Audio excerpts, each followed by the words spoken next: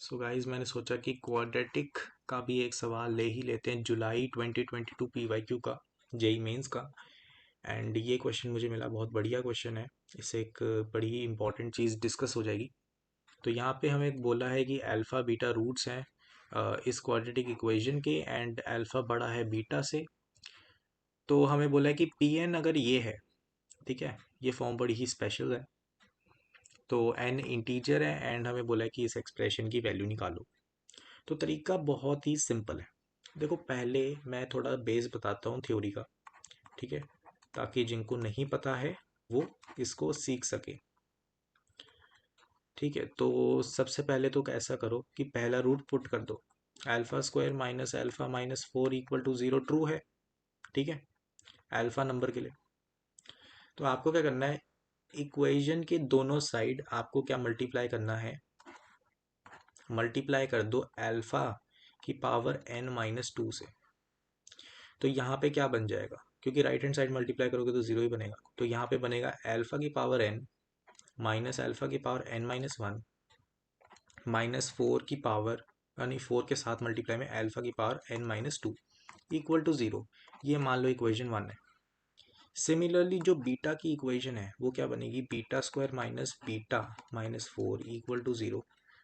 जब आप इस पे मल्टीप्लाई करोगे बीटा की पावर n माइनस 2, तो क्या बन जाएगी, बीटा की पावर n माइनस बीटा की power n minus 1 minus 4 beta की power n minus 2 equal to 0। ये होगी इक्वेशन 2। ठीक, अब मुझे क्या बनाना है, अल्फा की पावर n बीटा की पावर n का नेगेटिव है ना, डिफरेंस। तो यहाँ पे मैं ऐसा कर सकता हूँ कि पहली इक्वेशन को माइनस कर दो दूसरी इक्वेशन से, है ना। तो मुझे क्या मिल जाएगा, अल्फा की पावर n माइनस बीटा की पावर n, माइनस कॉमन निकाल लूँ तो मुझे मिलेगा अल्फा की power n minus 1 minus beta की पावर n माइनस 1। ठीक, और यहाँ पे माइनस 4 कॉमन निकाल लूँ तो मुझे मिलेगा अल्फा की power n minus 2 minus beta की power n minus 2 equal to 0। तो यहाँ से मैं कह सकता हूँ कि ये क्या हो गया, पी एन हो गया, माइनस ये क्या हो गया, पी एन माइनस 1 हो गया, और ये क्या हो गया, P N minus 2 equal to 0। तो यहाँ से एक बड़ी ही इंपॉर्टेंट सी इक्वेशन डिराइव हो गई है। तो अब ये इतनी थ्योरी जो मैंने बताई, इसको याद रखना ज़रूरी नहीं है, आप सीधा ही सोच सकते हो। आप खुद सोचो ना कि इतनी जनरल है ये बात इतनी जनरल है कि अगर मैं पी एन को ये कह देता, P N equal to P times alpha की power N minus Q times plus minus कुछ भी क्यू टाइम्स बीटा की पावर एन, तो भी जो, अगर मैं इतना जनरल करके भी इस इक्वेशन के बताता कि पी एन ऐसे डिफाइन कर रहा हूं मैं, तो मैं इस इक्वेशन को देखकर सिंपली ये बोलूंगा कि जो ये हाईएस्ट डिग्री है इसको क्या मान लेना है, पी एन माइनस एक डिग्री कम है एक्स, तो सिंपली पी एन माइनस 1, और 4 पे कुछ नहीं है तो एक डिग्री और घटा दो, 4 पी एन माइनस 2, ठीक है, इक्वल टू 0। सीधा ही इक्वेशन लिख दो, इतना जनरल रिजल्ट है ये, ठीक है, इतना जनरल रिजल्ट है। तो मेरे हिसाब से ये बात आपको समझ आ गई होगी कि इतना जनरल रिजल्ट है कि आप डायरेक्टली ये इक्वेशन लिख सकते हो। तो देखो, इतनी बात हो गई है थ्योरी पे, अब आप सिंपली आपके मन में छप जाना चाहिए कि ये इक्वेशन अपने आप ही मन में आ जानी चाहिए। अब इस एक्सप्रेशन को सॉल्व करने वाला पार्ट रह गया है, वो भी एक काफ़ी क्रिएटिव काम है, क्योंकि वो इतना आसान नहीं है। पहले ही बोल देता हूँ, थोड़ा सा सोचना पड़ेगा। तो ऐसा करता हूँ, मैं इसको नीचे सॉल्व करता हूँ। एक्सप्रेशन को क्या था, P15 इंटू P16 माइनस में P14, P16 माइनस P15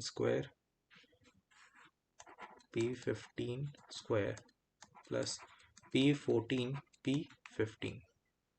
ठीक है, तो डिवाइड में मुझे क्या चाहिए, P13 P14।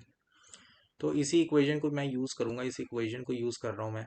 तो पहले मैं ये देख लूँ कि हाईएस्ट डिग्री क्या है। मुझे पता है कि n को मेरे को वही पुट करना है, ठीक है, मैक्सिमम आगे पीछे नहीं करना। तो यहाँ पे 16 मुझे दिख रहा है कि हाईएस्ट जा रहा है n, तो मैं पुट कर देता हूँ n को 16, p16 minus p15 equal to 4 times p14 आ चुका है।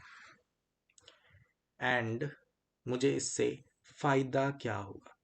एक देखो ये भी बात है कि 13 में भी कुछ रिलेशन चाहिए, है ना। 13 हमारी लोएस्ट डिग्री है, 13 का यहाँ पे कोई रिलेशन नहीं आया हमारी इक्वेशन 1 में। तो ऐसा करते हैं कि एक डिग्री कम कर देते हैं ना, 14 तक गया मिनिमम हमारा, तो 13 तक एक डिग्री कम करने पे पहुंच जाएगा। तो p15 भरते हैं, तो p14 के साथ नेगेटिव और ये इक्वल टू 4 टाइम्स p13। ये हमारी बन गई इक्वेशन 2। अब ये दो ही इक्वेशन से ये क्वेश्चन सॉल्व हो जाएगा। देखो कैसे, पहले ऐसा करो, इन दोनों टर्म्स को देखो, इन दोनों में क्या टर्म कॉमन है, क्या चीज़ कॉमन है, p16 है ना। p16 कॉमन है, p16 को निकालो कॉमन, तो p16 आपने कॉमन निकाला, उसके साथ रह क्या गया p15 माइनस p14, ठीक है। एंड फिर आपके पास यहाँ पर दूसरी जो दो टर्म्स रह गई हैं उसमें क्या है कॉमन निकल रहा, माइनस p15, उसमें बचा क्या p15 माइनस p14, ठीक है। तो p15 माइनस p14 दोनों में कॉमन है, तो फैक्टराइजेशन हो गई है, ठीक है। p16 minus p15 into p15 minus p14, ये आपके फैक्टर्स बन गए हैं न्यूमरेटर के। तो ये आपका क्या आ गया, न्यूमरेटर आ गया, ठीक है। तो जो एक्सप्रेशन है उसको मैं लिख सकता हूँ p16 minus p14 p15 p15 minus p14 divided by p13 p14। अब ऊपर जो इक्वेशन 1 2 है न्यूमरेटर में पुट कर देते हैं, तो क्या बन गया 4 टाइम्स, पहला ब्रैकेट क्या बनेगा 4 टाइम्स p14 और दूसरा ब्रैकेट 4 टाइम्स p13। डिनोमिनेटर में क्या था p14 p13, तो आंसर क्या आ गया 16। तो इस क्वेश्चन का हमारा आंसर 16 आ चुका है। 16 इज द करेक्ट आंसर।